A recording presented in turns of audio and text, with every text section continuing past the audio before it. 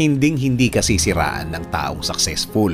Tama, ang mga taong naninira lang naman ay mga taong failure sa buhay. Mga taong wala na ding nangyari sa buhay. Maraming kapalpakan sa buhay kaya ang ginagawa, maninira na lang ng kapwa kasi gusto niyang miserable din ang buhay ng iba. Ang mga taong successful naman kasi nakafocus lang yan kung paano pa mapapaunlad ang mga sarili nila. Iba ang mindset ng mga yan. Bigay ng mga lesson sa buhay ang mga yan. Kapag marinig niya na may pinagdadaanan ka, isi-share lang niyan ang mga pinagdaanan din niya sa buhay at ikukwento sa'yo na hindi yan ang final stage sa buhay mo na lahat magbabago, lahat mababago tulad ng nangyayari sa kanya. Kaya, the next time na makabalita ka ng tao na ano-anong sinasabi tungkol sa'yo, ilagay mo sa isip mo na failure ang taong yun sa buhay. Nakadapa na at wala nang gagawin yan kundi mandamay ng ibang tao, manira ng ibang tao. Yun ang refleksyon ng kanyang buhay. Tamaan ang dapat